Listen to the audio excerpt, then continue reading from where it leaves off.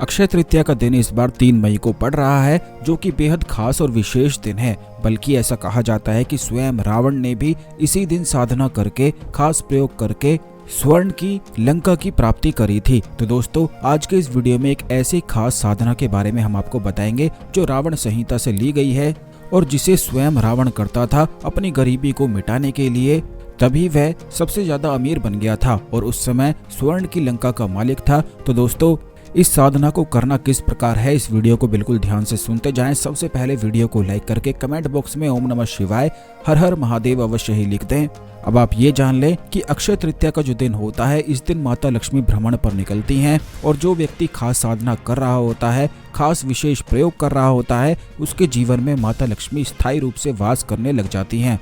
और ये बात काफी सारे साधक जानते भी हैं, इसीलिए यही वजह है कि अक्षय तृतीया पर इंतजार करते हैं जिससे विशेष साधनाएं कर सके। स्वयं रावण भी इसी दिन माता लक्ष्मी की साधना करके अपार धन और दौलत की प्राप्ति करता था। तो दोस्तों, इस साधना में बताया गया है कि माता लक्ष्मी के कई स्वरूप होते हैं और सबसे शक्तिशाली जो स्वरूप होता है वह होता है ज्ञान की देवी सरस्वती का।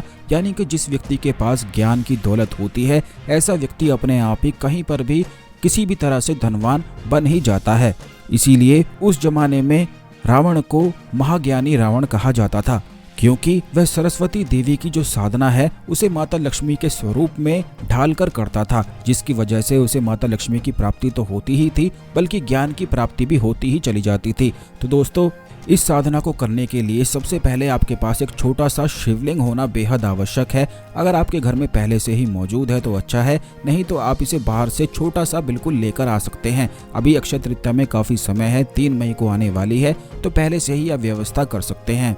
एक रुद्राक्ष की माला लेनी है और एक मूंगे की माला आपको लेनी है। मूंगे की माला से माता सरस्वती लक्ष्मी स्वरूप का आपको मंत्रों का जाप करना है और रुद्राक्ष की माला से भगवान शिव के मंत्रों का जाप करना है।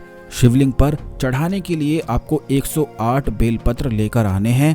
इस साधना में अगर रुद्राक्ष की माला आप लेते नहीं हैं तो भी इस साधना को किया जा सकता है, क्योंकि केवल मूंगे की माला से ही माता सरस्वती लक्ष्मी स्वरूप मंत्र का जाप आपको करना है। 108 बेलपत्र आपको लेने हैं। सर्वप्रथम आपको भगवान श्री गणेश का ध्यान करते हुए ये साधना बिल्कुल एकांत स्थान में करनी है, या अपने घर के मंदिर में भी बैठकर इसे किया जा सकता है। लेकिन इस बात का ध्यान रखें कि आपका जो मुख है वह ईशान कोण की ओर होना चाहिए, क्योंकि अक्षय तृतीया पर यह बड़ी ही ज्यादा खास जानकारी है कि माता लक्ष्मी की जो डायरेक्शन होती है, यानी कि जो दिशा होती है, वह ईशान कोण होती है।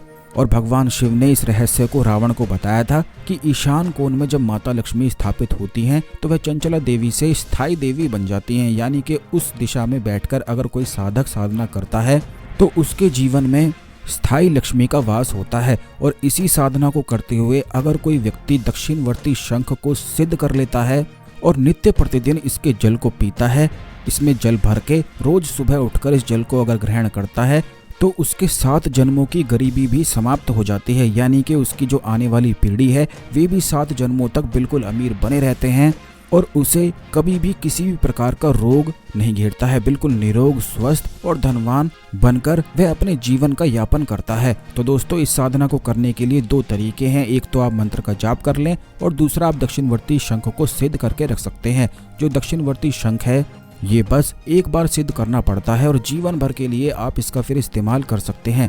अगर आप केवल अक्षय तृतीया पर साधना करते हैं तो इसके प्रभाव थोड़े कम प्राप्त होते हैं, लेकिन दक्षिणवर्ती शंख को सिद्ध करके अगर रख लिया जाए अक्षय तृतीया पर तो इससे जीवन भर की गरीबी समाप्त हो जाती है। आपको केवल इतना करना है कि दक्षिणवर्ती शंख को उसमें जल भर के 51 माला इस मंत्र का जाप करना है और खास अक्षय तृतीया पर करना है। यह मंत्र इस प्रकार है: ओम सरस्वती ईश्वरी भगवती माता क्राम क्रीम क्रोम मम धनम देही फट स्वाहा। एक बार फिर से इस मंत्र को सुन लें: ओम सरस्वती ईश्वरी भगवती माता क्राम क्रीम क्रोम मम धनम देही फट स्वाहा। बस दक्षिणवर्ती शंख में जल भर के और शंख के सामने 51 माला इस मंत्र का जाप कर लिया जाए तो दक्षिणवर्ती शंख सिद्ध हो जाता है। फिर इस जल को ग्रहण करने से मणिपुर चक्र प्रभाव में आता है, जिसके कारण धन आकर्षण उस व्यक्ति के जीवन में होने लग जाता है। अगर उस व्यक्ति की फिर यह कामना होती है कि उसे लॉटरी में विजय प्राप्त हो या अचानक से कहीं ना कहीं से धन की प्राप्ति हो तो उसे निश्चित ही मिलती है। ये बड़ा ही ज्यादा खास प्रयोग है। अगर आपके पास दक्षिणवर्ती शंख नहीं है तो ये अक्षय तृतीया पर सिद्ध अपने नाम और गोत्र से आप हमारी संस्थान से भी इसे मंगवा सकते हैं। उसके लिए व्हाट्सएप नंबर स्क्रीन पर दिया गया है, आप केवल दक्षिणवर्ती शंख लिखकर व्हाट्सएप पर मैसेज भेज दें, ये बड़ी आसानी से आपको प्राप्त हो जाएगा।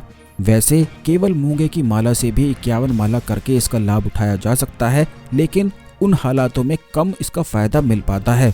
तो इस दिन को बिल्कुल भी ऐसे ही व्यर्थ ना जाने दें। इस दिन माता लक्ष्मी को स्थायी रूप में हासिल कर ही लेना चाहिए अपने जीवन में और परिवार में, जिससे सुख और समृद्धि की प्राप्ति हो सके। यही रहस्य केवल रावण जानता था और इसी कारण काफी सारे साधक ऐसे होते हैं जो इन विशेष दिनों पर केवल साधना करते हैं और बाकी दिनों पर नहीं करते हैं। बाकी दिनों पर बस अपनी साधना का अभ्यास करते रहते हैं, केवल विशेष दिनों पर ही ये खास प्रयोग करके वह सिद्धियों की प्राप्ति कर लेते हैं। तो दोस्तों, इस प्रकार दक्षिणवर्ती शंख आप बाहर से लाकर सिद्ध कर सकते हैं या फिर हमारी संस्थान से भी इसे मंगवाया जा सकता है। केवल आप व्हाट्सएप कर दें दक्षिणवर्ती शंख लिखकर।